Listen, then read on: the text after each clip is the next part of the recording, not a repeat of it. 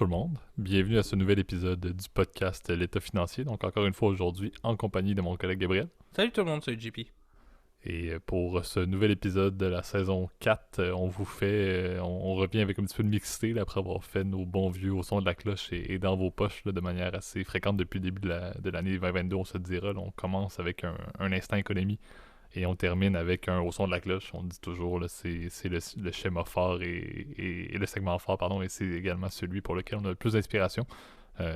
Aujourd'hui, un sujet là, que j'ai proposé pour commencer et un sujet de Gab pour conclure, donc assez intéressant là, quand on s'entend sur une répartition du podcast. Un petit peu plus, encore une fois, dans l'information plus générale, là, je pense qu'on va peut-être moins parler d'aspects de marché, mais quand même, Gab, là, comme toujours, le disclaimer est toujours aussi pertinent malgré tout là, pour l'épisode d'aujourd'hui. C'est vrai que pour l'épisode de cette semaine, étant donné qu'on sera beaucoup moins sur une vision marché, il sera peut-être un peu moins pertinent, mais on le répète, dans tout ce qu'on parle dans le podcast, il s'agit de notre opinion personnelle, il ne s'agit pas d'une recommandation officielle de placement, donc on vous invite à prendre contact avec un expert si vous avez des questions au sujet de votre situation personnelle. Quiconque aussi est autorisé aussi dans là où vous vous trouvez, là où vous écoutez en fait ce podcast-là, est autorisé à vous émettre des recommandations. Lui seul sera en mesure de pouvoir évaluer avec les meilleures options qui sont disponibles pour vous, en tout cas pour votre portefeuille. J'en profite pour vous remercier, en tout cas pour vos écoutes aussi. Je coupe ce petit disclaimer, justement, vraiment pour vous remercier, parce que je trouve que les stats sont excellentes ces dernières semaines. Là, vraiment, merci encore pour votre fidélité et votre écoute. Et je sais que JP, là, tu vois, on était vraiment hallucinés par les statistiques. Là, tu vois, on est à peu plus de. Tu vois, en cumulé, en moyenne, on est vraiment satisfait en tout cas de vos écoutes. Alors, encore une fois, je ne sais pas comment le dire, Absolument. mais merci pour votre Absolument, mais ça nous fidélité. motive à vous livrer là, en cette semaine un 84e, je crois, épisode consécutif, là, donc d'une semaine à l'autre, malgré les quelques fois où on publie pas forcément les lundis, là, mais on essaie d'être constant, là, mais 84 épisodes consécutifs, donc notre inspiration et notre motivation découlent effectivement là, de vos écoutes Mm. constantes et même du fait que vous, comme on l'a dit, là, on est une petite communauté de personnes qui faisons du bouche à oreille. Là, on n'est pas là à vouloir utiliser ni tambour ni trompette là, pour faire de la publicité sur des médias sociaux, etc. Là. Donc, on aime vraiment beaucoup la manière dont le podcast évolue, puis c'est ce qui nous motive à en faire d'une semaine à l'autre. Donc, effectivement, et sous ce hype et ce grand high de motivation, là, lançons effectivement le premier segment, l'instant économie.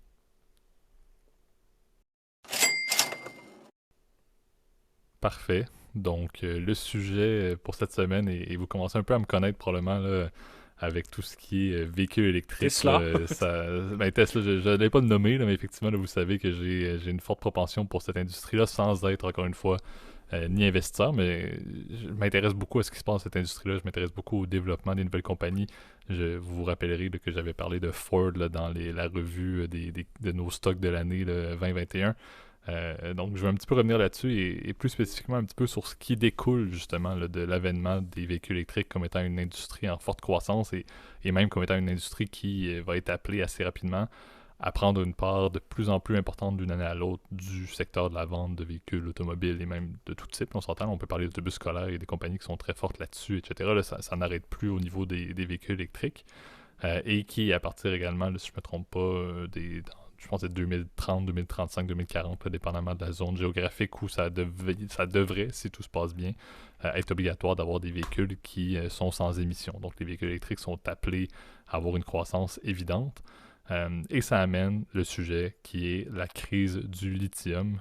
J'aime beaucoup ce sujet-là parce qu'on ne réalise pas à quel point cette ressource-là devient un petit peu le nouvel or noir. T'sais. Ça devient un petit peu le même débat et c'est un gros clash, oui, certes économique, mais aussi très géopolitique pour que chaque pays, et on va mettre beaucoup le chapeau de nos voisins du Sud, là, de nos chers voisins américains, là, qui sont vraiment en train de faire un énorme débat présentement pour devenir un peu maître de cette ressource-là pour leurs besoins nationaux. T'sais. Ils ne veulent absolument pas répliquer la même chose qui s'est passé pour l'or noir où il était dépendant de l'OPEP, etc. Donc les Américains sont en train de réaliser, on est peut-être un peu en retard et on va en parler sous peu, mais les Américains sont un petit peu en retard au niveau de leur production de lithium qui est utilisé, bien évidemment, on ne se le cachera pas, pour les fameuses batteries des véhicules électriques. Donc qui dit j'ai un véhicule électrique dit ça me prend une batterie. qui dit ça me prend une batterie, dit ça m'en prend une pour la vente du véhicule, mais également pour les réparations futures. On s'entend, là, c'est pas seulement le véhicule qui quitte que sa batterie est bonne pour le restant de l'éternité. Là. La batterie va devoir être changée à un certain point, donc le besoin de batterie qui est basé sur le lithium là, vont être encore une fois tout aussi croissantes que les ventes de véhicules électriques. Puis pour vous donner quelques stats, là, officiellement, les Américains présentement se retrouvent, là, si je ne me trompe pas, le 6e ou 7e, je crois, sur l'échiquier mondial au niveau de la production de lithium derrière là, l'Australie, le Chili, la Chine, l'Argentine, le Brésil et le Zimbabwe, d'ailleurs, si je ne me trompe pas. Là. Donc des pays qui, certains, sont déjà des puissances mondiales, mais d'autres sont en train de vraiment développer leur capacité de production du lithium pour se positionner de manière avantageuse dans l'avenir géopolitique, l'avenir économique qui devrait être fonction de cette ressource-là pour la suite des choses. Donc, je trouvais le sujet très intéressant. Puis cette crise-là, c'est vraiment de dire, tous les États occidentaux, tous les pays occidentaux se retrouvent avec le même débat.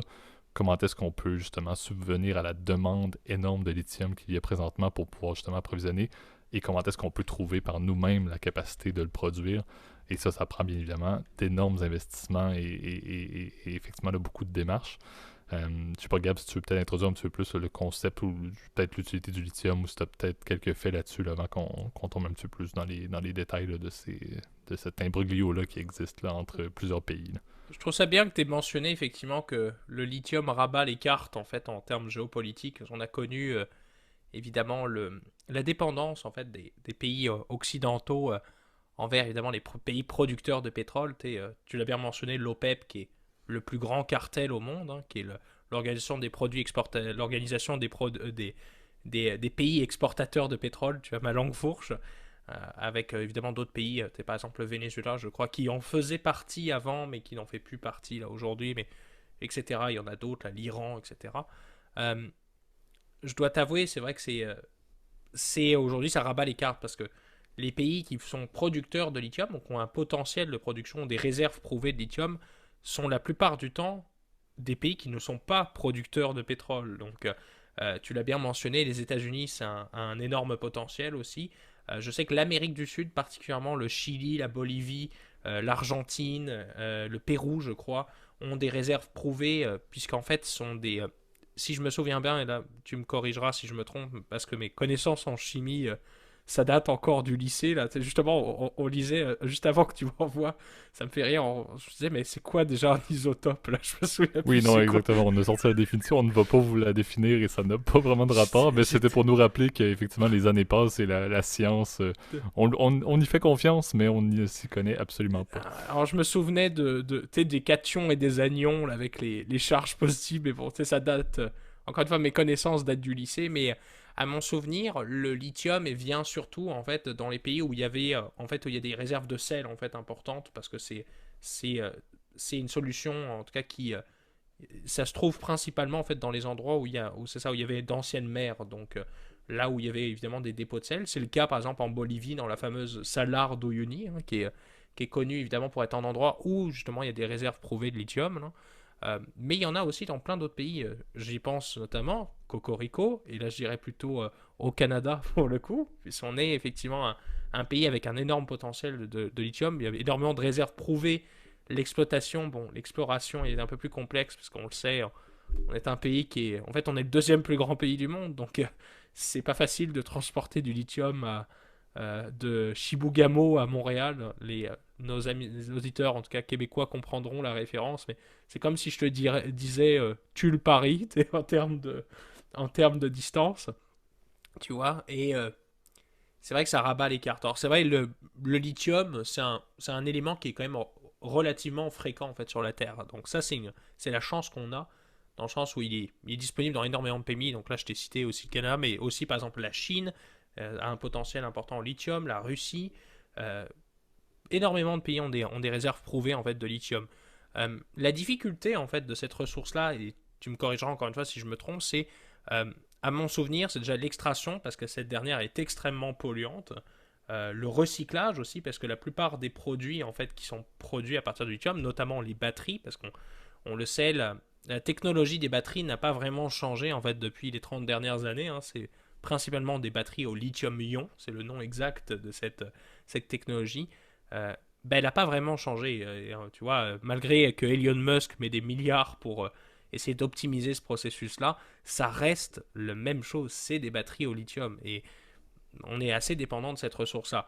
La question qui va se poser évidemment aujourd'hui, c'est comment on est capable de le produire, dans quelles conditions aussi environnementales, comment aussi les déchets de l'extraction sont recyclés, parce que on le sait, l'industrie minière, dans n'importe quel d'ailleurs type de minage, hein, que ce soit par exemple de l'or, comment dire, n'importe quel type en tout cas d'extraction minière, ça émet des déchets qu'il faut recycler ou qu'il faut réutiliser, notamment, tu vois par exemple dans l'or, c'est fait parfois dans des conditions qui sont catastrophiques pour l'environnement, c'est remis par exemple dans l'eau des rivières, etc.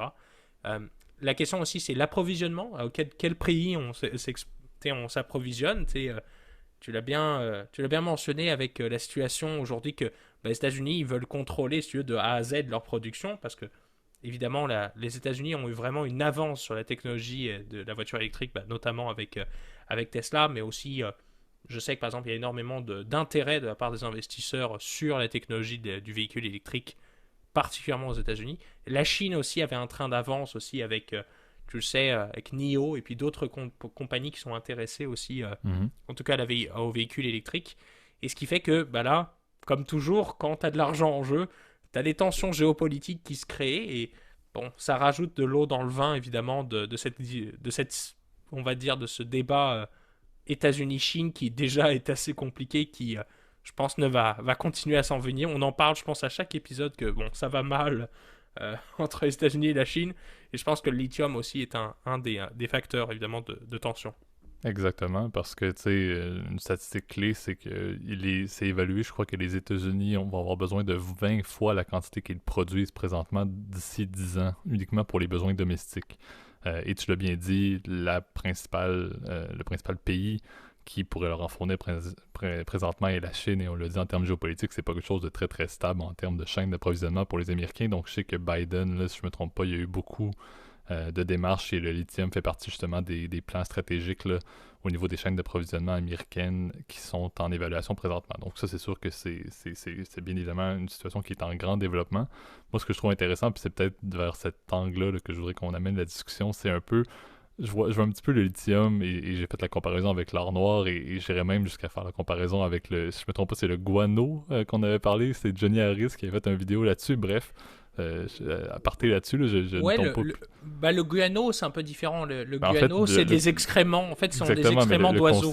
le concept que je veux amener, c'est pas forcément la logique de comparaison de commodité, mais juste la comparaison de l'action des Américains face à un besoin lié à une ressource X, Y, Z, que ce soit une commodité ou encore une fois quelque chose d'aussi banal que le guano, là.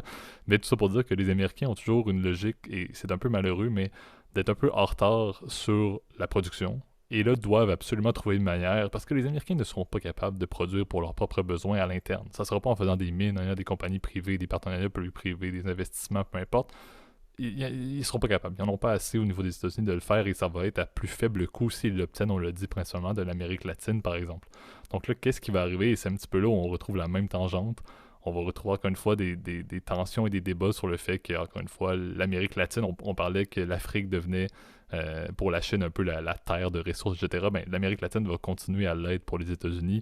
Les compagnies américaines, on s'entend, je crois qu'il y en a entre autres dans le Colorado, là, qui a beaucoup de lithium, bref, mais les compagnies américaines ont tous, oui, des champs, par exemple, ou des mines euh, au Colorado, par exemple, mais aussi la majorité de leurs opérations se font en Amérique latine. Et le gros débat, et peut-être certains auditeurs ont déjà lu là-dessus, entre autres pour les compagnies américaines et surtout aussi pour les compagnies canadiennes, le traitement que les compagnies canadiennes ont en Amérique latine lorsqu'ils font de l'exploitation minière, c'est reconnu comme étant absolument horrible. J'ai beaucoup d'informations là-dessus qui m'ont été transmises au courant de ma vie, mais tout ça pour dire que ça amène le même débat de dire on retrouve la même tangente dans lesquelles la ressource va être... on va avoir une espèce d'appropriation pour les besoins américains des ressources de l'Amérique du Sud. Je voulais faire la linéa ou la mention là, parce que c'est quand même problématique et encore une fois, plusieurs très très très très très grosses compagnies présentement sont en train de se développer. Des compagnies listées, bien évidemment, qui vont encore une fois faire à peu près 90% de leurs opérations de production vont se faire en Amérique latine ou dans des pays en développement, par exemple, ou du tiers-monde, ce qui amène encore une fois la logique de l'intérêt américain va être encore une fois utilisé un petit peu partout, comme on le retrouvait à l'époque avec l'or noir, comme on le retrouvait avec le guano, comme je voulais faire la référence. Mais c'est la même tangente, c'est une course américaine avec une période de délai par rapport à plusieurs autres pays mondiaux. On l'a dit, la Chine et l'Australie avaient des années-lumière. C'est encore une fois très exagéré, mais par rapport aux États-Unis sur le lithium. Et c'est la même chose des Américains plutôt que de... Peut-être ça va être différent, on verra, là. Mais avec la logique gouvernementale qui change aux 4 ans, je ne crois pas. Mais les Américains, je ne crois pas qu'ils vont être capables de développer leur production à un niveau acceptable et qu'ils vont encore une fois s'approprier les ressources de d'autres pays par l'entremise de leurs chères compagnies nationales qui ont, encore une fois, la majorité de leurs opérations à l'extérieur des frontières. Ce que je trouve, encore une fois, un peu problématique. Mais bon, ça, c'est un point, je sais pas, Gab, si t'as Ouais, quelque chose à rajouter là-dessus. Là. c'est plus un débat politique, hein, rendu là. C'est vrai que c'est drôle que tu aies fait le parallèle avec le guano parce que je trouve ça très intéressant. Bon, au-delà que ça, à la différence du nickel qui est un métal, le guano, c'est des excréments d'oiseaux mais qui servent comme fertilisant. Dans l'approche, en tout cas, de fin 19e siècle, 20e siècle des États-Unis, c'était pas compliqué, il fallait envahir ces pays-là.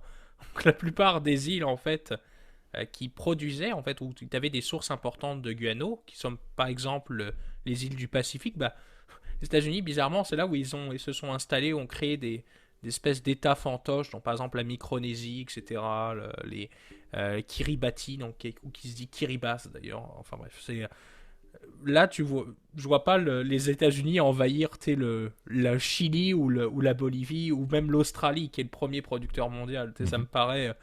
Quoique maintenant, avec l'Alliance AUKUS, c'est presque ça. Je vais pas faire mon chauvin éternellement sur les fameux sous-marins, mais parce que je pense que là, on va se perdre encore une fois. Mais tout ça fait partie évidemment de cette guerre des terres rares. Hein.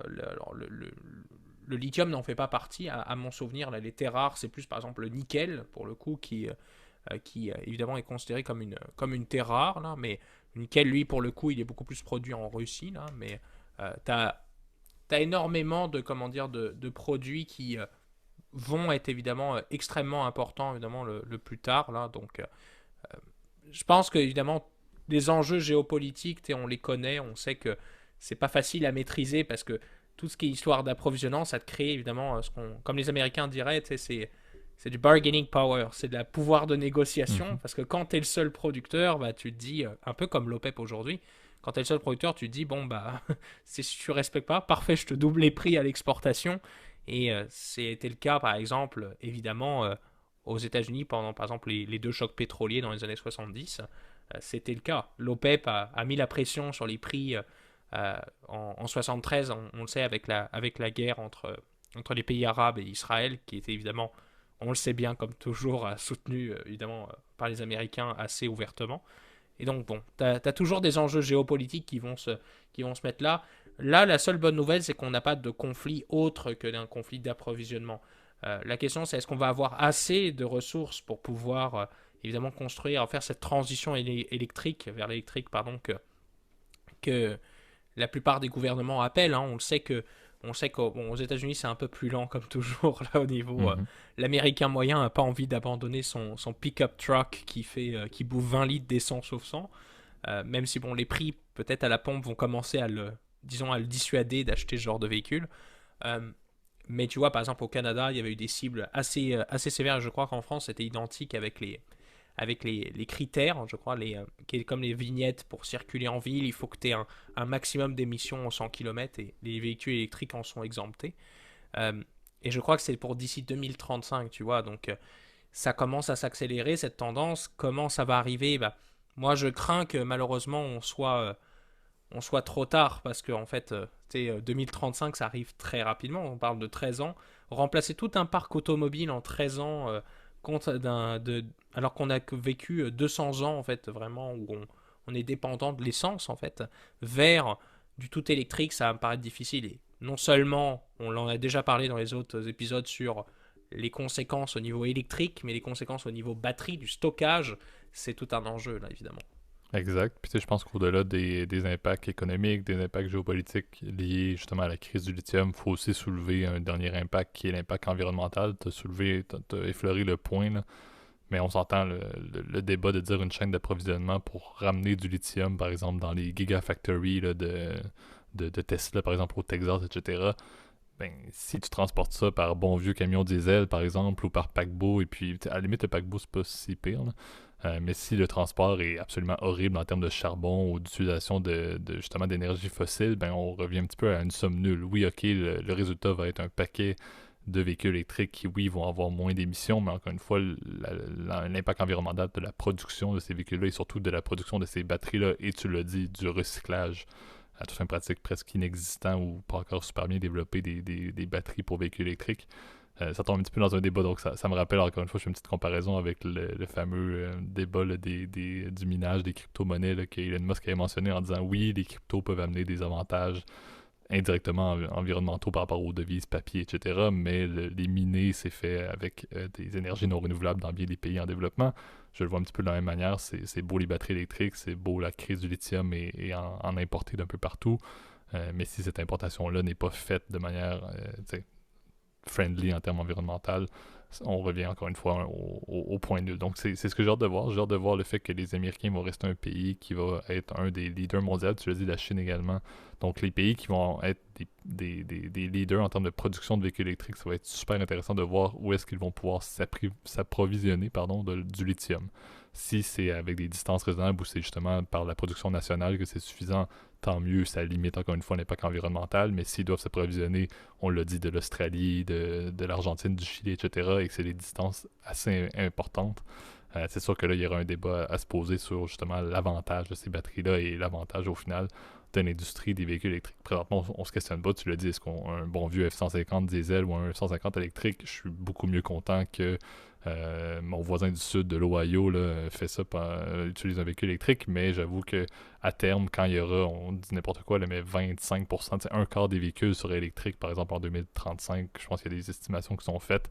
On verra réellement, est-ce qu'il y a un gain réel à ce niveau-ci par rapport à un bon vieux, et on dira assez souvent, les bons vieux véhicules Ford sont faits en Ohio depuis des années, par exemple, ben, les pièces et tout, c'est en Ohio. Les déplacements de pièces à travers le monde sont beaucoup plus faibles que si le core d'un véhicule électrique comme une batterie et le lithium doit provenir de des milliers et des milliers et des milliers de kilomètres. Donc on aura probablement l'occasion d'en reparler, mais c'est vu et c'est pointé du doigt comme étant la prochaine crise. Et en fait, elle est déjà en cours présentement, donc ça risque de faire couler beaucoup d'encre. Mais j'ai Oui, peut-être une idée pour résoudre ce problème-là. je t'écoute. Pourquoi on ne transporterait pas le lithium avec des Cybertrucks? Ouais, non, probablement, il faut que le Cybertruck, un peu comme le fameux Roadster de Tesla, finisse par être en production et être sorti d'usine, là, ce qui n'est pas encore un acquis. Peut-être, Gab, on pourrait avoir une idée d'un prototype de bateau électrique, de paquebot électrique. Ouais, Imagine la batterie sur le dessus de un tanker. Ça prend en feu, t'as la moitié du bateau qui a des batteries de lithium.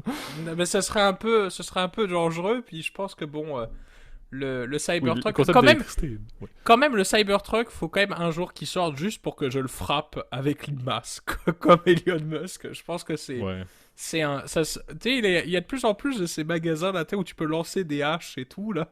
Vraiment, ce serait bon comme business où tu peux frapper des voitures, genre, et voir si ça résiste. Mais bon, ce serait à voir. Là, on donne peut-être de l'inspiration à des jeunes entrepreneurs, d'ailleurs, référence. Effectivement, mais tout est possible. On verra à un certain point si aussi Elon Musk va pas juste faire une fusée qui part du Chili pour atterrir au Texas. Donc ça, avec du lithium rempli, là, tout est possible. Encore une fois, c'est ce qui est beau et malheureux également d'une certaine manière avec Elon Musk. Mais bon, on se permettra là, de faire des updates s'il y a lieu là, sur le sujet dans les prochains mois.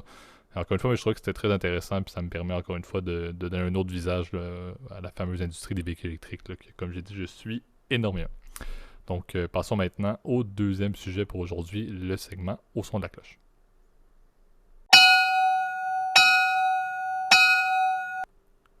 Parfait. Donc, sujet qui, comme je l'ai dit, là, provient de Gab pour aujourd'hui. Je vais rapidement te passer la parole. Là. Ça va être un peu en mode éducatif. Là. Ça fait quelques temps qu'on n'en avait pas fait d'ailleurs, là, des sujets qui sont... je crois qu'on l'a fait la semaine passée, il faut dire, mais on veut vous parler des méthodes d'évaluation d'actions ou de stock. Là.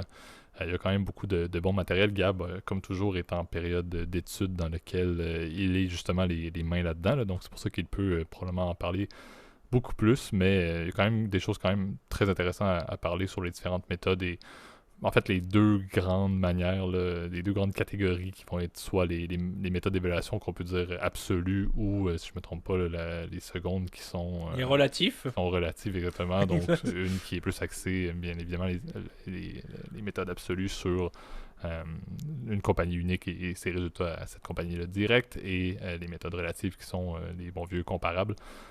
Donc, je vais peut-être te laisser, Gab, là, faire un sommaire là, de... Peut-être une petite introduction, parce que c'est vrai que c'est un sujet qui me... J'ai toujours cette difficulté à vous proposer en fait ce genre de sujet, parce que moi c'est réellement ce qui m'intéresse quand je... Dans le côté financier, c'est la recherche, etc. C'est le côté où on va pousser un peu plus la curiosité, la réflexion, de savoir comment une entreprise fonctionne, etc. Combien elle vaut et qu'est-ce qu'elle génère en fait. Et c'est toujours très compliqué d'aborder ces sujets-là, parce que oui, c'est intéressant, mais de l'expliquer de manière évidemment simple et fun, pour que ça vous pousse la curiosité aussi à aller plus loin dans la réflexion, parce que c'est le but aussi du podcast. Euh, et ben c'est pas évident, mais je vais aujourd'hui essayer de faire du mieux que je peux avec JP. J'espère que tu vas me seconder, Mhm. mais ça va te rappeler un peu je sais que tu as un peu quitté ce milieu-là depuis un petit bout de temps, et je pense que tu le regrettes pas, de ce que je te connais. Absolument, absolument. Le passage vers le monde qualitatif financier est beaucoup plus intéressant pour moi que le monde quantitatif financier. Effectivement, j'en suis bien heureux. Ça va me rappeler effectivement nos cours d'école et d'université là, qui étaient remplis de beaux cas passionnés à faire des analyses de compagnie. Après, le concept est simple. De valoriser une action, c'est de savoir combien par rapport à ce qu'elle se négocie aujourd'hui, surtout des actions qui sont négociées publiquement à la bourse, donc auxquelles qu'on peut acheter et revendre, est-ce qu'elle se vend à sa vraie valeur intrinsèque. Et vous avez dû probablement regarder, quand tu regardes sur Yahoo Finance ou sur n'importe quelle plateforme de bourse, des rapports d'analystes, et ben c'est ces méthodes-là qu'ils utilisent. Alors, évidemment, aujourd'hui, on ne va pas rentrer trop dans les détails parce que c'est très compliqué. C'est un job professionnel. C'est ce que je souhaite un jour être capable de faire, de produire un tel niveau, évidemment, d'expertise. Euh, il faut savoir d'abord que pour évaluer une entreprise, déjà, c'est un art. C'est pas tout le monde qui est pas capable de le faire. Et il y a non seulement des arguments, je dirais, qui sont qualitatifs et des arguments qui sont quantitatifs. Alors, parmi les arguments qualitatifs, je te dirais, c'est tout simplement d'aller regarder c'est quoi l'industrie, c'est quoi cette entreprise-là, comment elle se démarque dans cette industrie-là. Est-ce qu'elle offre des produits innovants? Est-ce qu'elle est capable aussi de servir de nombreux clients? Est-ce qu'elle a un réseau d'affaires qui est développé? Euh, c'est des choses que n'importe qui est capable de faire. Je vais te donner un exemple, et je préfère y aller avec un exemple simple pour que vous compreniez un peu le processus. J'ai décidé aujourd'hui de parler d'une firme que je pense que tout le monde connaît, qui s'appelle Procter Gamble. Donc, et dans l'exemple que je vais prendre, c'est bon, leur produit star, c'est le Head and Shoulders. Donc, tu sais, le Mhm. shampoing anti-pelliculaire qui littéralement te déchire les cheveux quand t'en mets trop. Enfin bref, je trouve que c'est un bon exemple parce que c'est un produit simple, si tu veux, tout le monde le connaît. Si tu veux. Bon, quand on prend une compagnie, évidemment, comme Procter et Gamble, on va les regarder. C'est quoi déjà leur implémentation géographique? C'est une entreprise qui est présente, je pense, quasiment dans tous les pays du monde, au moins dans tous les pays occidentaux. Ils ont évidemment, je pense, énormément de présence aussi dans d'autres pays émergents. Donc ça, je pense, c'est un argument évidemment très très important. C'est de dire que bon, ils ont une force de frappe, tout le monde les connaît. Ils ont un produit évidemment qui est le leader du marché. Quand toi-même en tant que client, tu vas dans un magasin, donc n'importe quelle grande surface, et que tu as besoin d'acheter du shampoing, quel est le premier article que tu prends? Soit c'est la marque qui a pas de, enfin la marque du distributeur parce que c'est moins cher, soit la marque que tu connais, en l'occurrence le Head and Shoulders, tu vois. Et c'est un peu, je trouve, un bon exemple.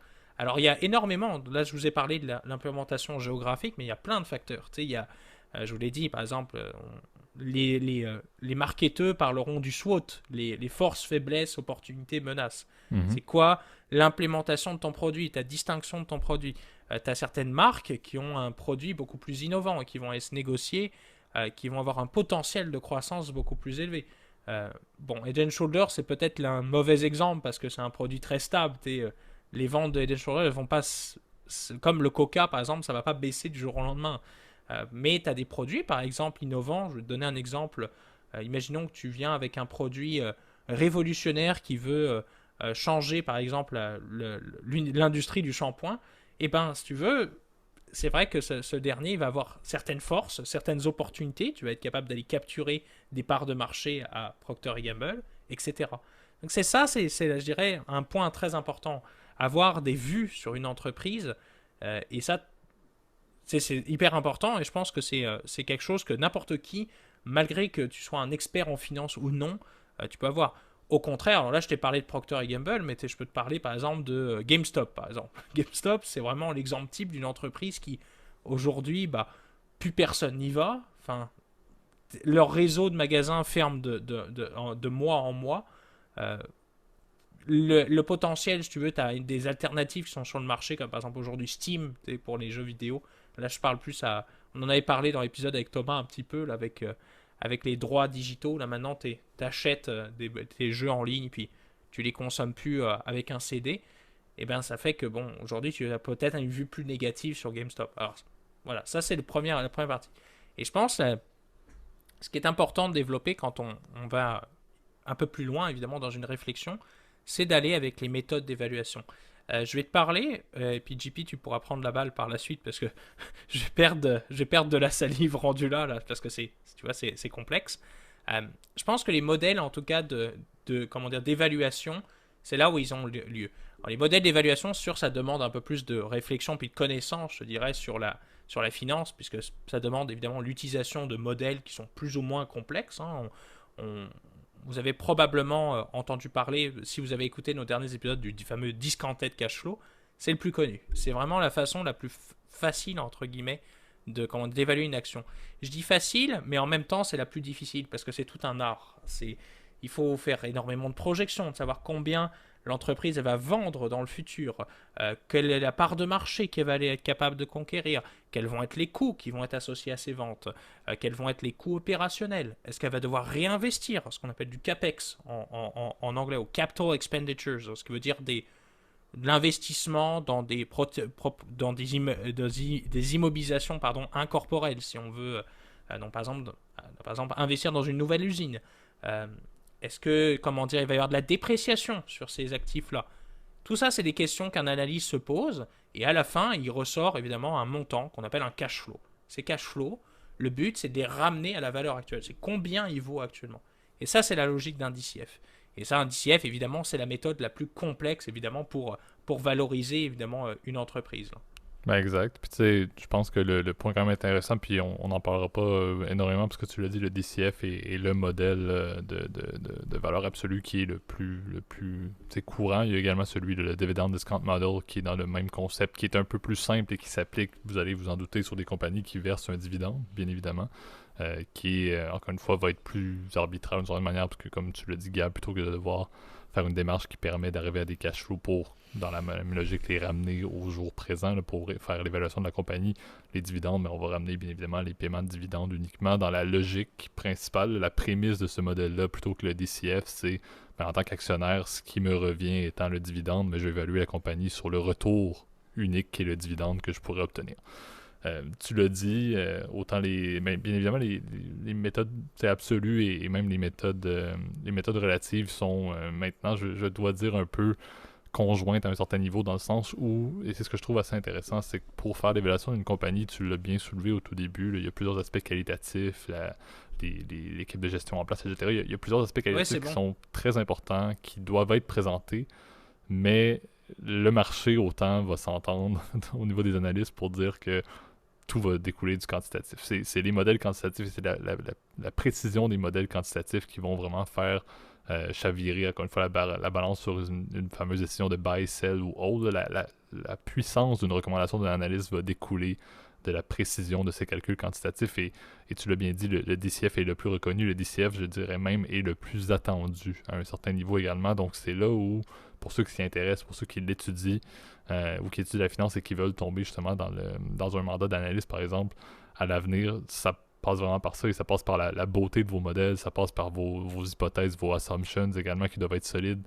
c'est vraiment le Exact. cœur de toute analyse de compagnie va passer par les DCF. Encore une fois, le qualitatif est important. Le fait d'y aller avec, par exemple, des comparables sur les méthodes relatives, super important également. Mais le DCF, c'est ce qui a le plus de sens, c'est ce qui a le plus de poids, c'est ce qui, au final, on pourrait presque faire, mettre des œillères sur le reste et se concentrer uniquement sur le DCF. Et ça serait normalement assez fonctionnel parce que c'est rendu détaillé. Et Gab, tu en fais beaucoup justement de ce temps-ci là, en termes d'études et justement la précision des modèles que vous bâtissez uniquement dans un milieu académique est digne de mention. Donc ça montre, et encore une fois, ce que vous faites est tout à fait louable. C'est pas pour mettre un astérisque sur ce que vous faites en disant que c'est académique plutôt qu'être dans le monde professionnel, mais ça veut tout dire sur le fait que on est rendu à un niveau où je ne crois pas que la complexité des DCF peut vraiment augmenter drastiquement, mais on est rendu à un point où c'est attendu.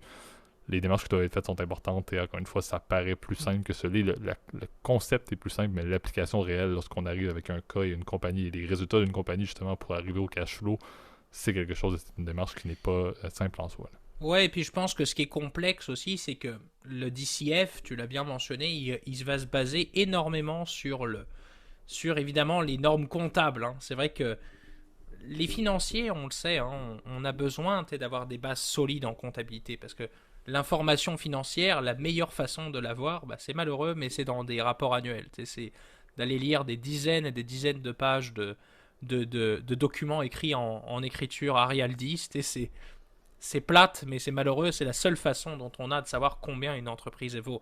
Et je pense, tu l'as bien dit, JP, le qualitatif, il va te permettre de baser ce qu'on appelle des assumptions ou évidemment des hypothèses de calcul qui vont te permettre ensuite d'avoir des estimés. Après, c'est basé sur énormément de choses, hein.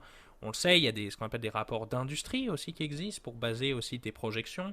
Euh, c'est une industrie évidemment qui coûte très cher. C'est pour ça que, on le sait, la gestion active coûte cher parce que on sait que ça prend du temps, hein, faire des rapports d'analyse. Tu vois, moi je le sens. Là, chers auditeurs, vous ne me voyez pas, mais JP me voit, j'ai les yeux complètement éclatés parce que je passe des heures sur Excel à faire évidemment ce genre de modèle. Euh, mais ça prend énormément de temps et c'est jamais parfait. Évidemment, tout se base sur des hypothèses. Vous n'êtes malheureusement, et n'importe quel analyste, évidemment, il a son biais, et je dirais, il a sa patte. La réponse est est-ce que ces projections-là, elles font du sens? C'est ça le plus important. Est-ce que il n'y a pas d'erreur aussi au niveau de ce modèle-là? Est-ce que les états financiers balancent? Parce qu'on sait, tout comptable qui se connaît a déjà eu cette situation où bah, tes actifs sont pas égales à tes passifs plus tes capitaux propres. Et là, c'est un gros problème. Ça veut dire que, ça veut dire que ton modèle financier, il balance pas. Et là normalement, ça veut dire que tu as tout à recommencer, ou soit il faut vérifier toutes les erreurs. Alors, c'est vrai que c'est un bon exemple. Les cas, Puis non. tu vois, même en fait, tu vois, je vais peut-être te lancer sur un point là-dessus, puis je pense que c'est une question qui est peut-être certains auditeurs l'ont, puis je pense que c'est très intéressant que tu puisses l'expliquer un peu, puis tu sais, on l'a dit, là, la méthode relative, on l'a passé très en surface, c'est la logique des Ouais, ratios, de comparer avec des compagnies de la même industrie, là, donc c'est encore une fois quelque chose qui est moins complexe qu'un DCF selon moi à un certain niveau, mais qui est encore une fois un élément qui est en soi peut-être pas super fonctionnel, mais qu'en tant que avec un joint, un DCF, le fait de combiner ça ensemble, c'est la normale. Ma question en fait que je voulais te poser, Gab, est qu'est-ce qui amène justement quand on regarde un stock par exemple et qu'on voit il y a 18 analystes par exemple qui suivent ce stock-là et on se retrouve avec des recommandations qui ne sont jamais les mêmes. Moi, en fait, je connais un peu la réponse et il y a aussi la logique que tu parlais présentement. Il y a une espèce de saveur qui est mise pour des analystes plus seniors, tu me diras, là, au niveau de leurs calculs, qui fait en sorte que on sait que des analystes vont être un petit peu plus pessimistes par leurs hypothèses justement qu'ils vont assumer, etc. Donc peut-être le point justement de dire pourquoi est-ce que s'il y a 18 personnes qui suivent ça, les 18 n'arriveront pas à la même recommandation ni au même cours cible par exemple. C'est quelque chose que je trouve qui est quand même assez intéressant à noter parce que on l'a dit, on est des personnes qui ont étudié la finance et tu l'as dit, qui apprécient également la comptabilité. On est plus sur du concret. Donc pourquoi est-ce que le fait d'y aller avec des méthodes de calcul qui sont absolument béton, on se retrouve avec des résultats qui sont distincts? Je trouve que c'est quand même assez intéressant là-dessus d'expliquer l'analyse distincte qui peut découler d'un calcul pur. ouais, puis ça dépend. La réponse, en fait, elle dépend de plein de facteurs, hein. C'est quelles assumptions tu as utilisées, donc quelles hypothèses de calcul tu as précisées, quelles hypothèses de croissance. Souvent, c'est un peu ça le nerf de la guerre, c'est de savoir est-ce que cette entreprise-là elle va croître un certain pourcentage ou est-ce que tu te biaises plus sur des méthodes relatives. D'ailleurs, je trouve ça important qu'on les mentionnait parce que je pense que à la fin, c'est celle que je vais peut-être parler le plus parce que c'est la plus facile aussi à expliquer aux auditeurs, parce que le relatif, comme son nom l'indique, c'est relatif, donc c'est facile de faire des comparaisons. Euh, il y en a plein des méthodes d'analyse. Tu as certaines analyses qui vont se baser évidemment sur beaucoup plus sur le DCF parce que c'est une façon, pour savoir intrinsèquement combien ça vaut, en fait, ce que ça vaut réellement, en fait. Tu as certaines analyses qui, dans d'autres situations, et je trouvais ça drôle parce que tu l'avais marqué d'ailleurs justement dans les notes, je trouve ça très intéressant. Tu as certaines entreprises qui ne versent pas de dividendes, par exemple. Donc là, évidemment, le dividend discount model que tu as précisé fait pas de sens. Donc, tu as certaines entreprises qui sont en faillite, qui sont en liquidation judiciaire. Et là, dans ce genre de cas, ce que tu vas plus regarder, c'est combien vaut tes actifs et combien vaut ta dette. Et ça va on appelle ça de la asset-based valuation, donc valorisation des actifs nets. C'est le nom en français. C'est-à-dire combien j'ai, combien je dois. Tu vois, c'est assez simple. Et évidemment, le combien j'ai, bon, c'est là où c'est difficile. Vendre une usine du jour au lendemain, ça se fait pas comme ça. Tu le sais, hein, quand tu vas vendre par exemple un article sur Facebook Marketplace, si tu veux le vendre rapidement, il faut le vendre à 2 fois moins cher que ce que ça vaut, tu vois. Si tu le vends un peu plus cher, tu vois, j'ai fait l'expérience récemment, tu vois, avec mon ancienne machine à café, là, c'était atroce. Si tu négociais pas, finalement, t'arrivais pas à vendre évidemment ton article. Donc tu vois, c'est un peu le principe est le même, tu vois. Bon, c'est un peu le principe évidemment de cette méthode-là. Pour ce qui est de la méthode relative, et là je pense qu'on va conclure là-dessus parce que tu vois, je veux pas, l'objectif c'est pas de vous perdre, mais c'est peut-être d'attiser votre curiosité à peut-être relire d'autres articles. C'est pour ça que peut-être que je mettrai d'autres articles ou des cours par exemple si ça vous intéresse sur les méthodes d'évaluation. Euh, pour ce qui est des méthodes relatives, en fait c'est assez simple. On utilise principalement en fait deux ratios qui servent en fait à déterminer est-ce que l'action elle est surévaluée ou sous-évaluée par rapport à ses pairs. Et ça c'est très important. C'est par rapport à un groupe en fait de compagnies qu'on estime être des comparables. Alors la plupart des analystes utilisent le ratio cours-bénéfice ou price earnings en anglais. Donc le price earnings c'est la valeur de l'action divisée par le revenu après impôt en fait d'une entreprise par action. Donc c'est un nombre d'années, en fait. Ça s'exprime sous forme de nombre d'années. C'est combien d'années il faut pour rembourser ce que j'ai payé en termes de revenus nets, en fait. C'est le principe du ratio cours-bénéfice. Et le but, c'est de comparer. Si Facebook se trade à 45 de PI, je sorte des chiffres au hasard en passant, hein, c'est pas exhaustif, et par exemple, Google se transige à 20, il y a peut-être un problème. C'est-à-dire peut-être que Facebook est surévalué, parce que ça veut dire que c'est 40 années de bénéfices pour être dans ces cordes pour Facebook. Et pour Google, c'est 20 années. Tu vois, alors que c'est des business qui sont assez similaires. Ils sont dans l'information, les technologies de l'information. Il y en a un qui c'est un moteur de recherche et un c'est un réseau social. C'est des sites qui génèrent principalement de la publicité. Ça fait pas de sens que les deux soient si différents. Donc peut-être que dans ce cas-là, Google est sous-évalué, Facebook est surévalué. C'est un exemple. Le deuxième qui est utilisé, qui est assez similaire, qui s'appelle EV/EBITDA, Enterprise Value, divisé par l'EBITDA. Et l'EBITDA, c'est un revenu aussi qui est comptable, qui est très utilisé par les comptables et puis notamment les financiers. Et ça, c'est le revenu moins les dépenses, en fait, tout simplement. Les revenus réels moins les dépenses. C'est un bon tracker, en gros, sur le cash flow de l'entreprise. Lever, la différence, c'est que là, ça inclut la dette aussi de l'entreprise. Donc, il faut faire une petite soustraction, évidemment, de la dette qu'il y a pour obtenir la valeur, en fait, des actions. Et ça, ce sont des modèles, évidemment, qui sont utilisés, évidemment, énormément. Et tu compares et tu vois si ça vaut plus ou ça vaut moins. Évidemment, il faut que les comparables, ils ressemblent. Ils aient les mêmes perspectives de croissance. Il faut qu'ils aient les mêmes géographies, etc. C'est pour ça que c'est difficile, cette méthode-là. Pas parce que c'est difficile de calculer, parce que tu as vu, en 2 secondes, j'ai pu te dire lequel est sous et surévalué. La question, c'est est-ce que tes comparables sont similaires? Et ça, malheureusement, c'est tout un art de savoir sélectionner les bons comparables et savoir de mettre des poids qui font du sens sur tel ou tel comparable. Tu vois. Encore une fois, ouais, c'est ça, surtout dans le contexte maintenant où les compagnies ne sont pas effectivement les pieds dans une seule et même industrie. Là, on a bien des exemples on en parlait souvent, là, mais c'est très difficile de synthétiser, de comparer. Procter & Gamble, tu l'as dit, avec une compagnie identique, là, c'est très difficile, et surtout qu'on veut en général même les comparer avec quelques-unes pour être encore plus accurate au niveau de notre décision. Ouais, et puis tu l'as bien mentionné aussi, surtout pour un groupe très diversifié, c'est très difficile de trouver des comparables et similaires.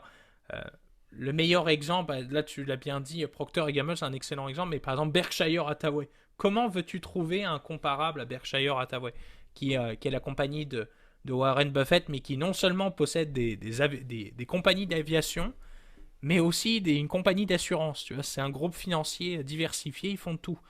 C'est très difficile de comparer ce groupe-là, parce que c'est un conglomérat. Donc là, c'est vrai qu'il faut être un peu plus malin. Il faut créer en fait des comparables manuellement, et c'est vrai que c'est pas parfait. Et donc l'avaluation, donc comme on le dit en anglais, c'est tout un art, et je pense que c'est quelque chose qui passionne certains d'entre nous, notamment moi, mais bon, c'est vrai que peut-être que j'en perdrai certains, et c'est bien correct, et je peux comprendre que c'est un sujet qui vous intéresse moins, mais c'est un sujet qui est toujours très apprécié dans l'industrie, parce que la qualité d'un analyste, c'est d'avoir des vues, d'avoir des opinions, des thèses d'investissement, et qui permettent de fournir aussi au marché des opinions, puis de manière générale, évidemment des sentiments d'experts en fait sur cette entreprise-là. Donc ça sert à tout le monde ce travail-là. Exact. Mais c'est un mix entre justement la prise de décision et l'efficience des marchés. Donc c'est le cœur même des marchés financiers effectivement qui découle de ça. Et encore une fois pour des petits investisseurs, encore une fois que vous êtes par exemple respectivement chez vous, souvent vous allez regarder effectivement ce que les analystes ont fait, c'est un bon intérêt. Donc, c'est ce qui va conclure le podcast pour aujourd'hui. Donc, effectivement, le Gab, tu t'es enflammé là, après avoir passé les 48 dernières heures consécutives à travailler effectivement sur des méthodes d'évaluation de stock. Effectivement, tu avais toujours probablement en fait que tu n'en as pas beaucoup parlé vu que tu travaillais tout seul chez toi. Donc, tu as probablement eu effectivement une grande volonté de l'expliquer, mais c'est quand même assez intéressant, tu l'as dit là. Et je pense que c'est un point qu'on ne mentionne pas assez souvent là, dans les 84 épisodes qu'on a fait, là, mais c'est bien de mettre des liens, c'est bien de, encore une fois, faire vos recherches par vous-même, quitte même à faire des cas d'études si vous voulez. Donc ça peut être super intéressant pour ceux qui ne sont pas présentement sur les bancs d'école. Mais effectivement, là, on pourra mettre d'autres informations là-dessus. D'ici là, comme Gab, tu l'avais mentionné au tout début là, de l'épisode, là, on tient à vous remercier comme toujours pour vos écoutes. Comme on vous le mentionne, si vous appréciez notre contenu, comme toujours, le premier point que je veux mentionner, c'est de le partager à des amis, à des proches, à peu importe. Donc le bouche à oreille est au cœur là, justement du podcast. Également, si vous appréciez le contenu, toujours allez mettre sur YouTube un like et commenter également si vous voulez soit avoir du feedback ou nous donner du feedback, on apprécie toujours. Ou si vous avez des sujets, par exemple, à nous proposer, n'hésitez pas à utiliser les commentaires ou l'adresse courriel. Et également, là, on est sur toutes les plateformes, toujours là, Apple Podcasts, Overcast, Spotify, etc. Je le mentionne également de plus en plus. Là, ça va faire bientôt, on s'en va vers le 2 ans du podcast. Donc, on a vu évoluer beaucoup les plateformes de podcast. Donc, je le soulève, là, c'est beaucoup mieux. Vous pouvez mettre justement des reviews là-dessus, entre autres sur Apple Podcasts et Spotify.